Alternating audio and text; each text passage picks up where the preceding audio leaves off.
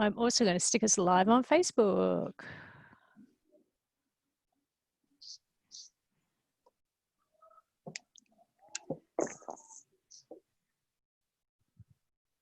All right, so we are now recording. Welcome everyone to our the Australian Shiatsu College's third Sunday Shiatsu chat brunch webinar thing. I'm Lawrence Maskell. I'm one of the directors of the college, for those who don't know me. And today we have the pleasure of Con Margaritis talking to us about staying grounded. And it's a very pertinent topic in these very interesting and dynamic times. Just some housekeeping for those of you who are on Zoom. We've got the chat box if you want to ask questions. Also, Con has said he's happy to take questions during his discussion. So just raise your hand or unmute yourself and ask. While you're not talking, or while Con's talking, if you could stay muted, that would be fantastic, so that there's no background noise taking the cameras off and interrupting the flow. I'd like to introduce Con now. Con is a Shiatsu practitioner and educator of many, many years standing. And he's one of our teachers at the college and a delight to have in the college. Today, he's going to talk about staying grounded. So how we stay present to ourselves and how we keep ourselves grounded and centered, and some practices around how to achieve that in our daily life. I'd like to hand it over to you, Con. Okay, thank you. So if there are questions, just as Lauren said, just put up your hand or unmute yourself, or send a chat through, because that way I would rather this being interactive, because this talk is more for those who are listening to it live, rather than, yes, others will get things out of it through the recording, but it's actually very different when we're interacting as human beings with one another. Even though we're using an electronic medium to do so, where we're actually doing it in the present moment rather than down the future. So to begin with, we have lots of, in our society, this thing about being centered. And a few things that I would like to talk about being centered is being centered in our body, or being centered in our breath, or we can be centered in our emotions, our feelings. We can be centered in our mind and in the future, in the past, in the present moment. So for me, that thing of being centered, the thing I discriminate is, where is it that I'm being centered? Where am I centered in? Am I centered in fear? Am I centered in love? Am I centered in the future, working out what I'm going to do next week? Am I centered on what happened to me in the past that I've supposedly been traumatized with, and I'm holding on to a narrative or a story? Where is it that my center is? So I'm just going to start off a little bit of layering, or just putting a few things down. I'm going to throw probably a few concepts or a model that you may or may have not heard of. Most probably you have, or I might just word it a little bit differently. So I want to talk about first about the mechanism of ourselves, how we function in the world. There's this physical body that we inhabit. Within this physical body, there's a mind, there's a soul, there's spirit, and there's an I consciousness, that aspect of ego that makes us individual, that separates us from everything around us. So I can have this awareness that I'm in my body, I am having these thoughts, I'm having these feelings, I'm having these emotions, I'm experiencing this in life. It might be riding a bike, it might be listening to a talk, it could be doing a shiatsu, it doesn't matter what it is. So that ego is like an aspect of our lower self that, with the onset of puberty, what comes in then is that ability for us to recognize that individuality within us, which initially starts off as the lower ego, and the purpose of that is to evolve that lower ego into the higher self or higher spirit or God or whatever other word you want to use. To me, that's secondary. So it's evolving, or the evolution or the transformation of the lower ego, working on aspects of our astrality, which is our feelings, our thoughts, our desires, our passions, our belief systems. Everything is encased within our astral. So we are here to work on develop our ego so that the ego can work on astrality. So the astrality is like our shadow or our subconscious. It's everything that is below the level of thinking. So in psychological terms, where you have conscious thinking or being beta conscious thinking, everything below that is alpha, theta, and then delta state. For most people, delta state is asleep. We're unconscious. We have the ability to be awake and present in that, whether it's through whatever disciplines that you desire, so that we awaken, we begin awakening. So most of us work through life and we're dictated to by our shadow or this lower self or the subconscious, everything that's below conscious mind. Everything in our subconscious has been stored there through disciplines and practices. So learning to stand, you've developed neural pathways that the body can just stand itself up literally now, once we've done that as a child. So when you went to get up and you fell down, you then went and did it again and again and again and again until you developed that ability to walk. And then that gets integrated into the physical body, first into the energetic body through the fascia, and then after the fascia into the bones and the muscles. And then with all that development, we develop neural pathways as well from a psychological context to actually be able to do something. Once we've done all that, that's all stored in the subconscious.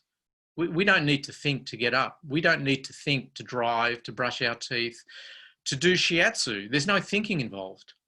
There's being present in what you're doing. Or we can also be thinking, which then takes us out of that center.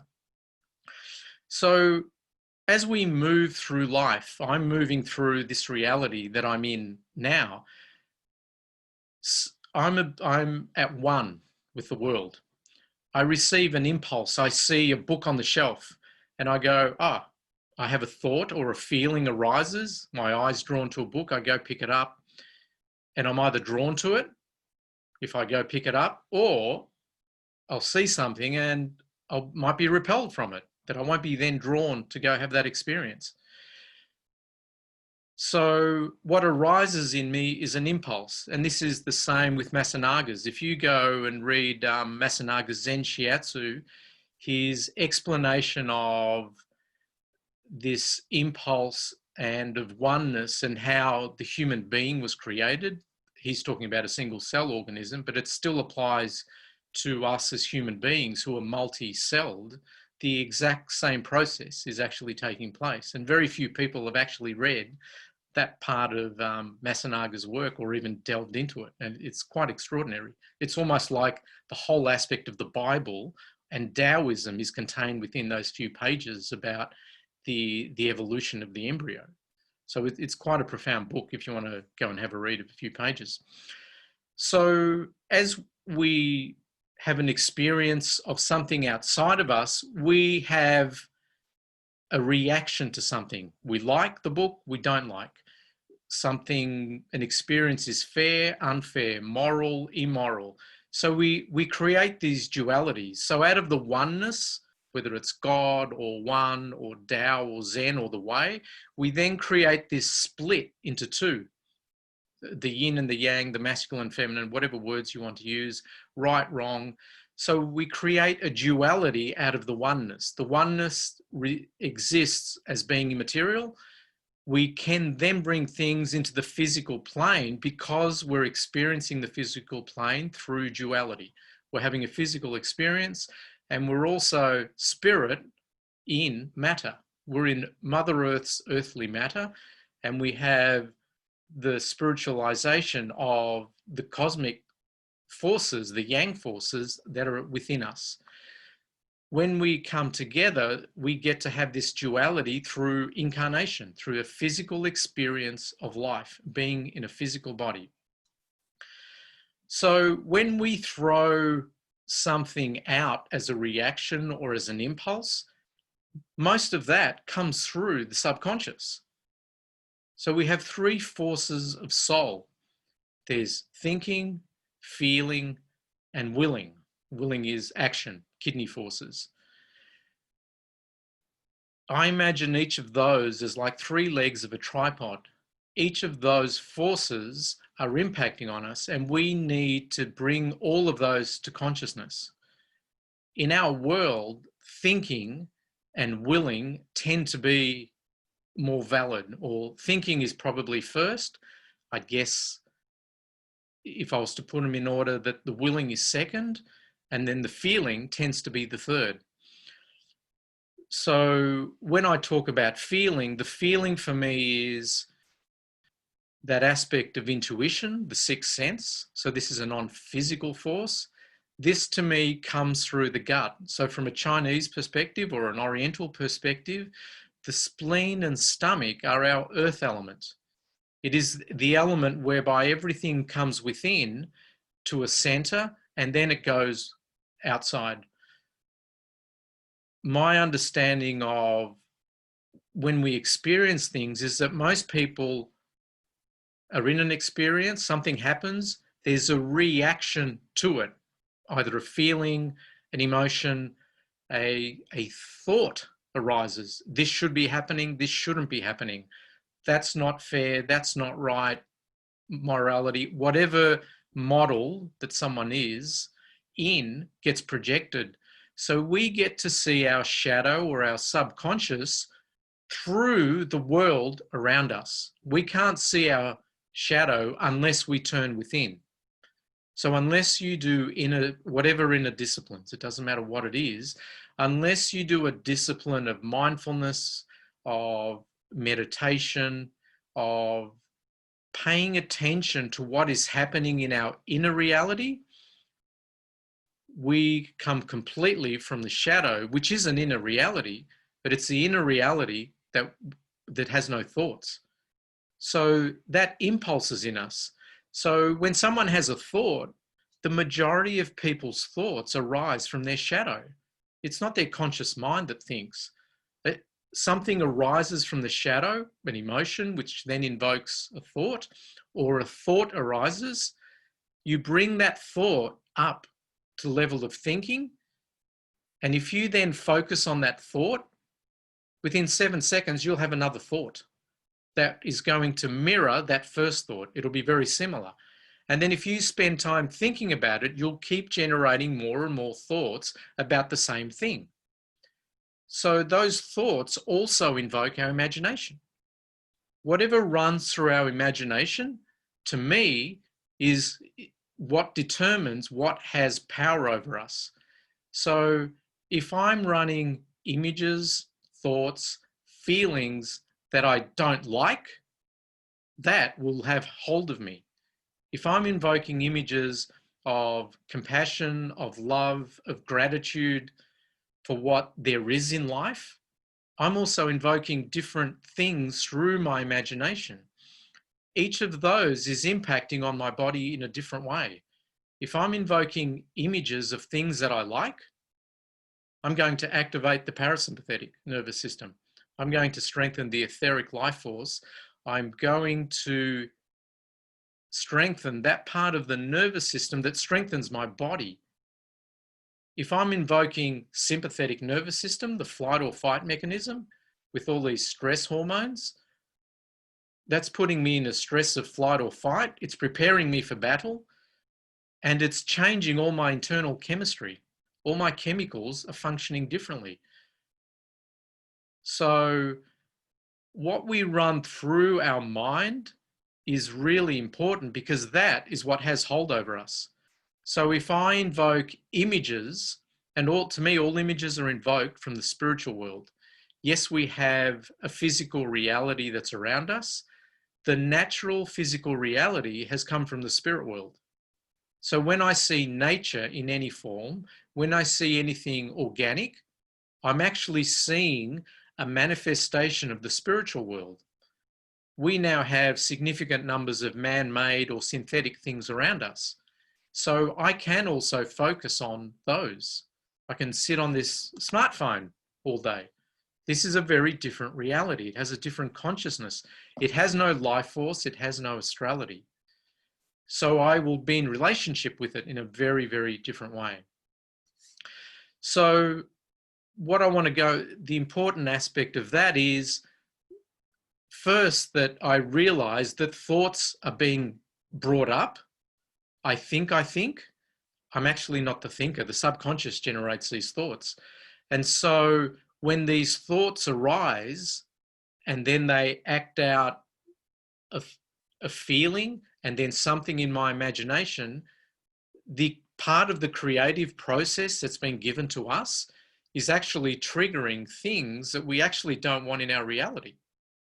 I keep saying to my kids all the time, the movies that they watch, I go, is this what you want to bring into your reality? And I say kids, but they're adults.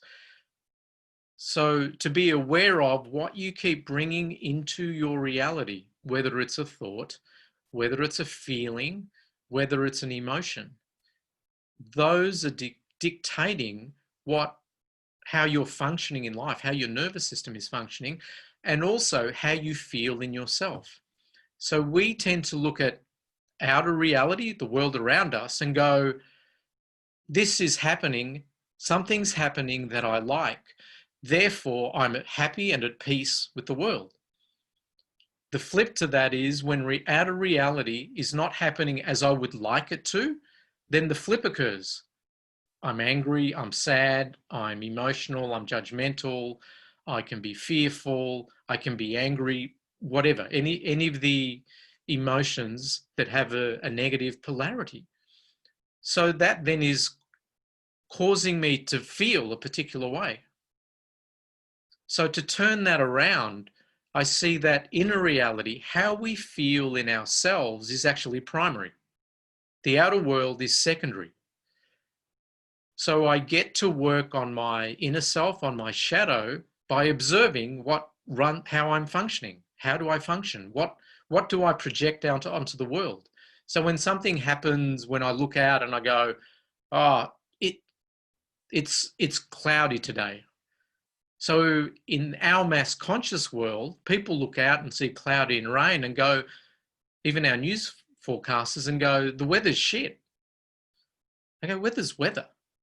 We need rain as an important aspect of living on this planet and to nurture Mother Earth, and for the water to flow through from the air into the ground, into the plants, to then come back through into the atmosphere again. So to keep rhythms and flows happening. So how I do that is when I react to something, I become aware of my emotions, I become aware of my thoughts. And instead of projecting that thought and going, I'm unhappy because you cut me off on the road, or because you don't love me, or you don't want to be in a relationship with me, or you offended me in some way. Instead of projecting that outwards, we use outer reality as a mirror to turn that back to ourselves, to go, this is how I get to see myself. I get to see my shadow, my subconscious, what beliefs are ingrained within Con's shadow, by seeing what is invoked. So we normally have a thought arise, and then that thought creates a feeling. Because of that thing happening outside, I'm unhappy, or I'm sad, or I'm however. So we go into thought first and then transfer that into our feeling, into our inner world. If you flip that around and begin focusing on your inner world, in terms of, instead of having judgment of self, of going, I don't have enough love, I'm angry, I'm upset, I'm this, I'm that. If we can begin reframing that aspect of judgment, that aspect of ego on ourselves, and then transform, from shiatsu, we go from wood into fire. The heart, anger is just love awaiting transformation. So if we move it one sphere around, so, we move around on the outer circle, the nurturing cycle, or if you had the 4 elements on that cross where you had fire at the top and then earth in the middle and then wood, water at the bottom. Oh, I missed one. Metal, water at the bottom, and then wood on the side. What we then do is we go back into earth, which is what happens with nature all the time. Between seasons, we go back into nature. When we transition from one thing to another, we go back into earth before we move into something else. So if we can begin nurturing how we feel about ourselves as being our primary focus, so that we begin to have self-love, compassion, kindness, and gratitude for what we are, what we have, what is in our lives in this present moment, rather than what's not here. So we bring time, or we bring that aspect of the present into the moment. What is here now? So we're either at war with reality or we're at peace with reality. So if you just pick up a paper, or you all know what's happening in the world, everyone is at war. We're at war with COVID, we're at war with cancer, we're at war with terrorism, we're at war with global warming, we're at war with feminism and masculinism. Everyone's at perpetual war. East versus West, Western medicine, Eastern medicine. Everyone is looking for a split, for something outside of them. If we're able to collapse both our realities of good and bad, then what happens is you find this middle place. But what that means is evolving, doing work on our ego so that we can resolve the astral, resolve these beliefs, all these shadow parts of us that are running the show. So until we wake up and bring consciousness or light to our shadow, it's the shadow that's running the show. It's not us. So if we're able to bring things through our feeling, so how I feel is more important than anything else. If that's more important than the car in my driveway, the roof, the type of roof on my head, the suburb that I live in, the clothes on my back, whether people love me or not, whether I've got 6 or 7 figures bank balance, it doesn't matter. There will always be something in your outer reality that you're able to be at war with. The world is abundant in that if you're looking for it. So if we do inner work, what that means is outer reality can happen. What's invoked in us, because we focus on inner reality, that doesn't change. You can have an experience of, I don't like lockdown, and then at the same time, you hold the space of, or you come from the center of, I like who I am. So the outer reality does not determine who we are, how we feel, unless we haven't developed that inner power or that inner strength within ourselves. So that for me, which is an important part of shiatsu as a foundation, where we do this centering, where we come into, out of the conscious critical thinking mind, and we come into that unconscious aspect, that aspect below consciousness, where we still the mind. We drop down into whatever, however deep you go, into alpha, theta, or delta. You come into your breathing. The breathing brings you into the present moment. It allows the mind to come into the present moment with the focus on the breath, because your breath can only be in the present moment. It's immaterial. You try holding onto your breath. You try taking a deeper breath. You try to stop that breathing mechanism, and in 10 minutes, you'll either pass out or you'll start breathing again. And even if you pass out, you'll start breathing again. So there is this wisdom in the body. So the more we're able to practice and refine those processes and just keep doing the discipline of paying attention to what arises and taking responsibility for it. So instead of blaming others for what is in life, we give thanks for what there is in our life to whatever it is that you believe. I don't mind what people believe. It doesn't worry me what people believe. But for me, that there's something greater than me, rather than my little ego self of Con, to keep that moving and developing and transforming, to get to the point where I like myself enough, where there's enough love for Con, where he doesn't have to go out. I don't have to go outside and seek people's permission and do things for people where, if I do this for you, will you love me? I do things because I love doing the things that I'm doing, whatever it is that I'm doing, whether I'm doing this presentation now.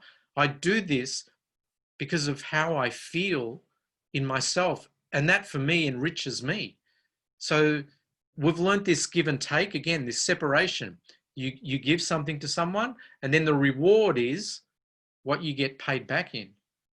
When giving and taking are simultaneous, there is no separation. However, our life is in a duality.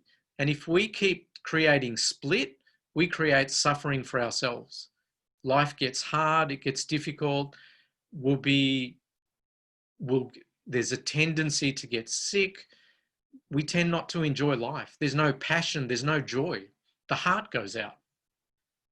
So the more we're able to come in through that feeling state and heart, to then go into the intellect, so that you think with objective thoughts. You don't think emotional thoughts that have come from the shadow. They have a charge and they have a bias, and they tend to keep us in pain. And that's what we fight for. We'll fight for everything in our shadow, in our beliefs. This is who I am. I vote for Labor. You shouldn't vote for Greens or Liberals, or nationalism, or, look, we've got states fighting one another now. We've got our borders closed. You can't come in. I can come into your place, but you can't come into mine. So anywhere in life where we create a separation for ourselves, we're in conflict. We have this duality of two things. So once you learn to go into the negative, which we tend to do well, flip that to go into the other. So if we're afraid of something, if we're fearful of something, actually go into the other feeling, go into courage. Feel what courage is like. If you had courage, who would you close your eyes and imagine a situation, whatever it is, and go into that? Go into each of the 5 elements. Go into joy. Go into sadness for heart. Go into an acceptance, and then go into worrying for earth.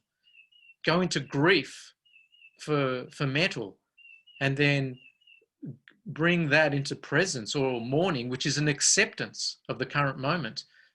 Go into fear and courage. Go into anger and laughter. Some of those we're really comfortable in, and some of those we're completely uncomfortable in. So whichever of the 2 polarities that you're more comfortable in, the flip will be your vulnerability. However, the flip is where you'll transform the strength, because our strengths are our weaknesses. We're in our strengths because they're easy. The challenging part is coming into our weakness and practicing that which you don't want to do. So like with shiatsu practices, I keep telling students, shiatsu is really easy. The hard part is doing everything you got to do that you don't want to do to nurture your practice. I dislike marketing and talking about myself and promoting myself. That was such a challenge to me. So I practiced it. Every single thing that I didn't want to do, I practiced. And it took me years. That's why I'm still in it. I'm still practicing. I'm still evolving my work. So whatever we're able to go into that is of a discomfort, that's the thing that has the hold over us in life. That's where our life, it's where we're being controlled by these outer images, by our astrality, by our subconscious, by our shadow. So if we can bring light to that, that to me is where we transform or evolve things. So everyone looks at changing outer reality. We have the current state of the world, and then I use my will forces to try and change outer reality. What we see as outer reality is the past. So we keep trying to go into the past to change it. Most of our will forces are used on unconscious action. When you go into your feeling and then contemplate what are the consequences of taking this action, and then so we can use foresight on things as well as hindsight. We have that capacity. We all use hindsight.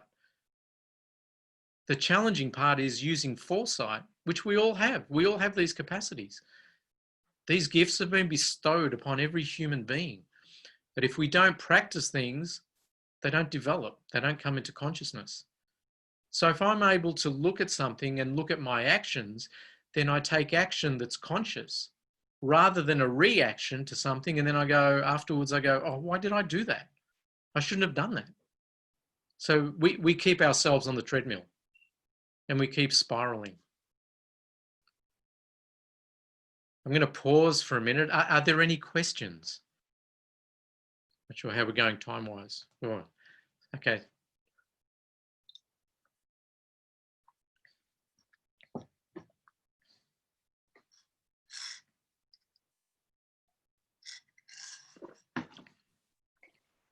I don't have a question, but I really like what you were saying about do the opposite of what your strength is, like, or what makes you feel uncomfortable, because I find the whole marketing thing really difficult, and I've never had to really do any marketing in my nursing career. It just happened. Work was really easy, just got it. So the whole marketing thing and even social media now is just a whole new world for me. And I feel like I'm just like this little baby taking all these little baby steps, trying to get my head around it and learn how to market myself and the right wording and how to put things out there and all that kind of stuff. And I can feel myself not wanting to do it, but I know that if I want to get business, then that's kind of the way that things are now. So that was quite sort of reaffirming that I feel like I'm sort of, even though it's making me feel uncomfortable, it's what I need to do. Okay. May I continue with that, what you just shared? Yeah. Linda? So in that and I'm going to paraphrase, so please correct me. So I'm just going to paraphrase what I've heard and what I felt from what you said and my understanding of that. So in that, you're looking at social media as something new, and you're looking at marketing yourself and defining who you are and finding the right words, right? So can I just flip that to look at what I'd mentioned earlier before I started talking, that part of, instead of going out into social media, actually turn it around and go into yourself. You have, age doesn't matter. You have significant life experiences.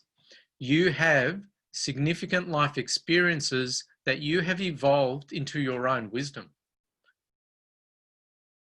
So for me, you've survived in life up till now. You've been successful in life because you're still here on the planet in the body. So this thing of what we send out to the world, we radiate to the world who we are. So if you have love, compassion, and what kindness, however you are, if you treat Melinda that way, that's what radiates. Love radiates out into the world. Love radiates back to the sun from whence we came. If we keep doing that, the words that come to us are ones that come from our feeling, from our heart. There are no right words. The wrong words are the ones you don't put down. The not doing it are the wrong words. The right words are the ones that express how Melinda feels in her heart, because that's your truth. So for me, I was concerned for years about what people thought about me, and I don't do what some of my tutors or teachers did. I didn't have those skill sets, or I didn't think. I got out of engineering because it was all head stuff. So when I came into shiatsu, it was easy to feel because that was natural for me. So what I found over time is these questions of who am I, how am I, why am I? Once I find a peace with that, my words are enough. That if I'm enough right now, if I find a peace with Con now, I'm enough. I don't need anything else. I don't need, there's nothing else. I'm at peace now. But if I'm not at peace now, I need something else to try and escape from this current reality that I'm in, because I want to go somewhere else. So what you are now, who you've become, the woman you've become, is what you can utilize to your advantage. You've already developed that. You've done however many decades of work. You've done that in the compassion of being a nurse. You can't do nursing uncompassionately. You're relating to human beings. That's all we do with shiatsu. It's exactly the same thing. You've been talking to your family, you've been talking to friends. The way we are in ourselves is how we are to the world. So the promotion for me is every time I put these on someone, they experience what's in my heart. That now is my promotion. I've got a one-page website that's got my name and number on it. And that's, I don't do any other social media. Not that it's wrong. I'm just not drawn to do it. If I was, I'd do it. If I needed to do that and felt to do that, I'd do that. So it's not wrong to do. But imagine coming from, okay, can I use the scenario? 2 centers. The first center is Melinda coming from a point that you don't yet believe you're good enough, your self-worth isn't there, self-confidence, self-esteem, self-love isn't there yet.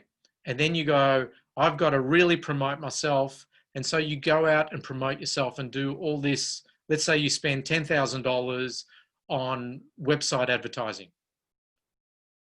That will go out and reach people. These inner aspects are still there. If you come from a point of having a solid foundation and center of self-esteem, self-worth, self-confidence, self-love, and whatever else there are, you're coming from a point of love rather than fear. You're not masking anything. There's nothing to uncover here. This you radiate to the world because you know who you are.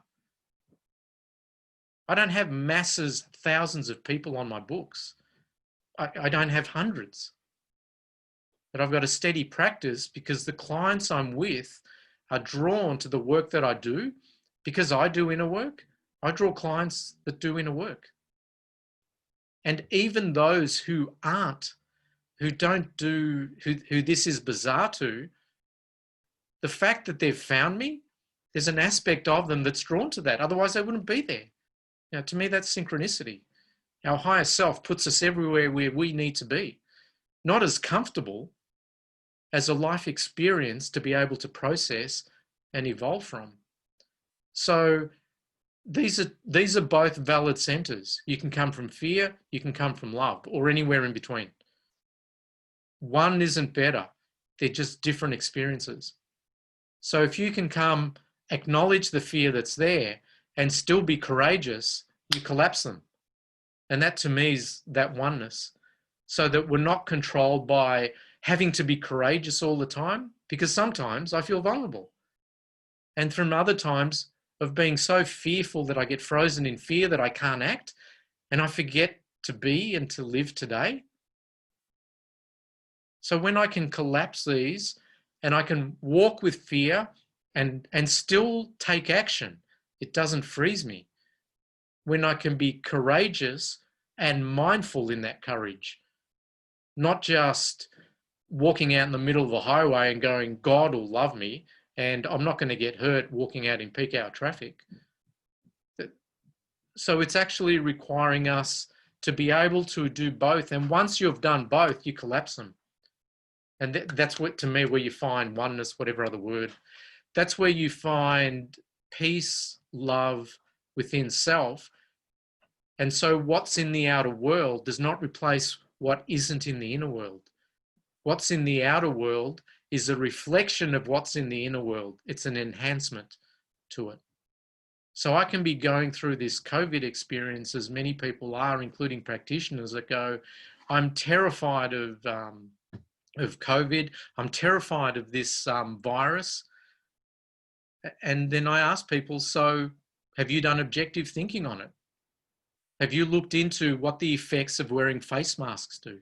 Have you looked into the effects of what your immune system does? Does your immune system do anything? You know, practitioners are arguing with me about, or talking to me about needles and acupuncture and qi and fascia. And I go, so which one do you really believe? Do you believe in Wei Qi? Does Wei Qi exist? Do your lungs have this capacity to expel bacteria and viruses, which is what they've been doing all their lives? All our life they've been doing this. They're not taking a hiatus now. This is what's kept us alive. So when someone talks about that, and then strength, you know, who talks about strengthening the immune system? I can't change the current quality of our air, of our food, of our water, of the fear that is running rampant through our society. What I have a responsibility to do is be centered in myself in this present time, between heaven and earth, in this present moment, and centered upon who I am and having gratitude for what there is in life now. If I don't awaken these unconscious patterns that are running around, they just keep running around. And in fact, we keep reinforcing them. Every time you do another cycle, you strengthen a neural pathway.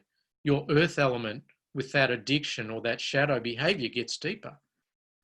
If we don't transform that into flow, into movement, into the metal, which is movement in and out, or use the water element to flow into things and out of things as the tide does, if we stop doing that anywhere in our energy body, then we get sick. So now you find, now I'm seeing in the world individuals that I thought did inner work, and what I'm seeing is they didn't do inner work at all. They just talk the talk. Now I'm seeing individuals who walks their own talk, because now you can't hide it. So when someone's wearing a mask, and I talk to practitioners, have you looked into the side effects of wearing a mask? There's 30 years of research on hypoxia, excess carbon dioxide poisoning from wearing masks. The pressure of the masks balances out the pressure created by the diaphragm. Air doesn't come in, or oxygen doesn't come in, and carbon dioxide doesn't go out. I had a client yesterday, 10 minutes into the session, she began to breathe a little deeper into her diaphragm. She threw her mask off. She goes, I can't breathe. I go, yes, you can't breathe. So these are all metaphors for life. How much oxygen am I willing to take? Or am I afraid of the bacteria and virus that's in the air that's life-sustaining? Let's not mix up life-sustaining with life-depleting. Fear is life-depleting. They're the death forces. It charges your nervous system. So everything that's happening around us, we get to see ourselves in it. So I can't go blaming government or the Chinese or Mr. Trump or anyone else or Dan Andrews or whoever is making these decisions. What I'm responsible for is the reality that I walk in. Every individual that I come across, people that I talk to, people that I listen, these are really, really important things that we have a responsibility for and to do. And if we don't awaken them within us, they keep driving us. So to me, this is the life path. And we've all chosen this time to incarnate into this reality, with this experience, to become more than what we are. We've all been taken out of our comfort zones. We've all been taken out of the reality that we knew into what is in the process of manifesting. But what we're manifesting, am I running through my imagination and my body thoughts and feelings and impulses that I want to bring into the earth, bring into my reality? Or am I holding someone else's beliefs, thoughts, and images that I'm bringing into this world that I may not like? So I then have to make the choice, which one do I want to run through me? And that will depend on where your center is. So if you question things, we all think thinking is objective. Most people's thinking is subjective. There's emotions behind it. It's come from their shadow. They've got a bias. Until we realize that all our most of our thinking is highly flawed, and that's actually what's creating the symptom. That's the dysfunction. Until you awaken to that, most people don't even realize they're thinking. In the book, The Four Agreements, there's four of the agreements are there. The first one is, don't believe anything that you say or think. The second agreement, Don Miguel Ruiz is the author. The second one is, don't believe anything anyone else says or thinks. If we don't stay objective, and a lot of people think shiatsu and natural therapies are very subjective. To me, I applied the same objectivity within my shiatsu clinic that I applied in engineering. Exactly the same to whatever reality that happens. I'll do a diagnosis. I'll then go through and do a treatment, and then I'll come back and do an assessment on that on what I assessed and look at, has anything changed? So I'll do that 1, 10, 100 times. And then that will affirm for me, yes, this is a reality, or this treatment doesn't work. And then I'll modify the treatment. So I'm doing that to every thought that I think, to every feeling that I have. Where does this come from? Where is the origin? Is this an unconscious impulse that I have? Or am I present with what I'm feeling? So this aspect of mindfulness, or to me, meditation is the mind focused on a single thing at one time. We're doing that through life continually. You can go and do that as well, as in go out and do your different disciplines, because they're really important, whatever they are. Mind-body discipline, the discipline of doing the dishes mindfully. Find the things you don't like. Brush your teeth with your opposite hand. If you smoke, smoke with your opposite hand. Do what you're doing and find something that brings consciousness to it. If you do sugar, become conscious in having the sugar and stay present with it. Enjoy the sugar. Most people beat themselves up and feel guilty and shameful. Become present in whatever you're doing. If you get angry, rather than say, I shouldn't get angry, become conscious in the anger. Become conscious in the sadness. Find what you don't like and go into it completely. We have one fear. There's the fear of death. Whilst you're alive in a physical body, go into that fear. Feel what it's like to have lost this physical body, because this is what we have attachment to. Go into that. Go into losing your children, your parents, your family, your friends, your assets. As a discipline, go into that 5-10 minutes a day. Go into that and imagine those things as having happened, because for most of us, they have complete control over us. Go into the things you're most fearful of. At the end of that, it's usually death. So go into it, face your death now. And then we face death and prepare for the supposed death of this body by living life. Life is preparation. The transformation out of this body is a gift. It's not a penalty. It's not a judgment. It's not a karmic repercussion. The gift is that we've been given life. And as we enter one doorway, we have to go out through another doorway. So then the more you practice this, you find everything's within. You don't have to go without. In fact, we don't go without. That's the paradox. The only things you go without is when you don't think you're rich enough within. Once you're rich enough within, it doesn't matter. It doesn't mean shit doesn't happen and chaos doesn't happen and destruction doesn't happen in life and death doesn't happen. What it means is that when they do happen, you give thanks for them being in your life because you're alive in it rather than escaping. Everyone says, let go of this or let go of that. I go, no, don't let go of it. Go into it and bring light to it. Because the other way is just running away. It's just pushing it away. I can distract myself with anything if I really put my mind to it. And that's all I actually do. But if I'm able to go into my discomforts, then they no longer become discomforts.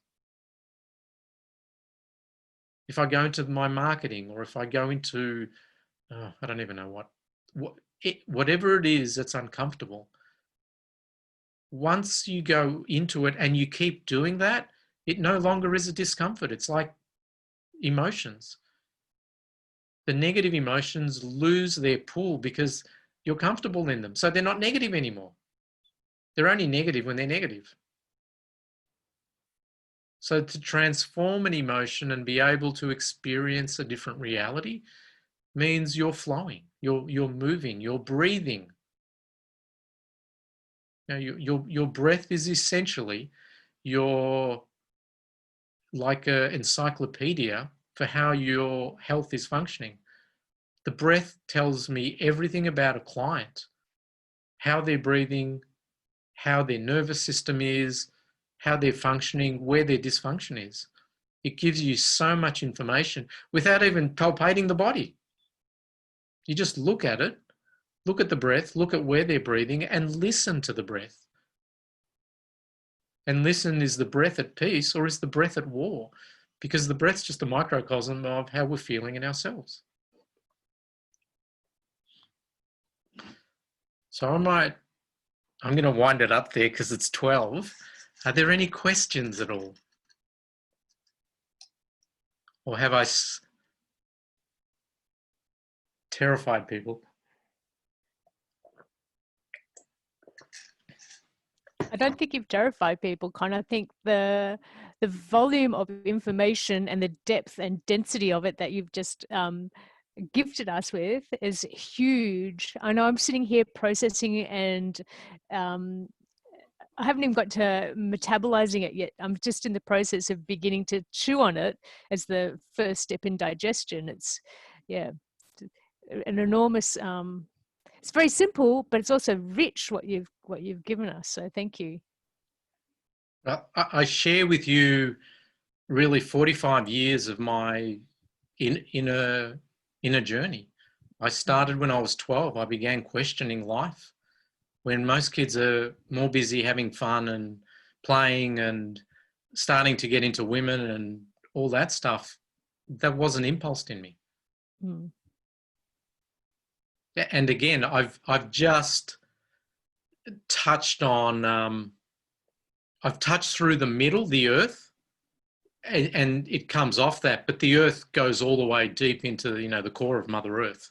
Mm. Very few of us actually penetrate the Sophia wisdom, the wisdom of the feminine that deeply to allow it to penetrate into us. So it's infinite. Yeah, it's infinite.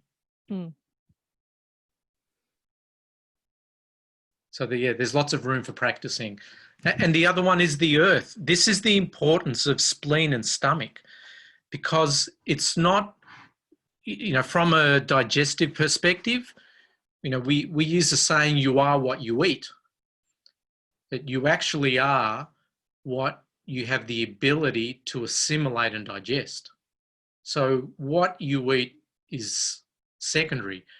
Your ability to digest it is primary. So the experiences that you have in life are secondary. How you digest them and whether you digest them or not is more important. So the digesting of one life experience is more powerful than 100 life experiences that aren't digested at all. They're not taken within. That to me is really, really important. And, you know, in Chinese they have, or in Asian medicine, Oriental, that if your center is out, then you get sick, basically.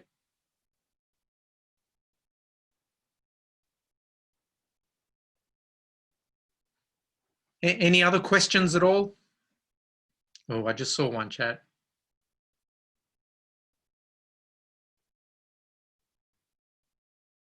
I'm muted. Thank you, Con. It's also amazing and needed, from Marilyn. Yep, I just saw. Yeah.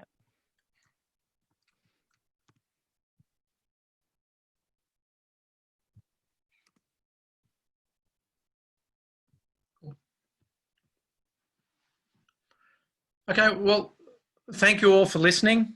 I hope I've been able to touch you with something over the last hour. And trust yourselves.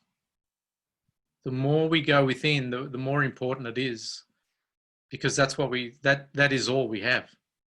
Really important to nurture. So this to me is where we nurture the feminine, Mother Earth, because to me, Mother Earth is or nature itself is actually the manifestation of God, or the God force. So if we're to nurture that and to come into relationship with it, because to me, we're here to tend for Mother Earth. We're here to commune and to communicate with Mother Earth and to be in relationship. And so it has nothing to do with man or woman. It has to do with humanity doing those qualities, having those qualities, which are in everyone. And finding peace with it, not being at war with it and blaming others or creating this separation, because no amount of outer revolution changes your inner revolution. It doesn't work that way. Inner evolution must be present, and then outer reality changes. It's always been the case and always will be. Okay. Well, thank you, Lawrence. Thank you, Con, and thank you everyone for attending. I'm sitting here thinking, I personally needed this today, and it's a really wonderful way to round off a weekend. And on a rainy Sunday afternoon, I know I'll be sitting in front of my fire with lots to think about and lots to journal. So thank you, Con, and thank you everyone for attending. My pleasure. Good to see you all. Bye, Thank everyone. you. Bye.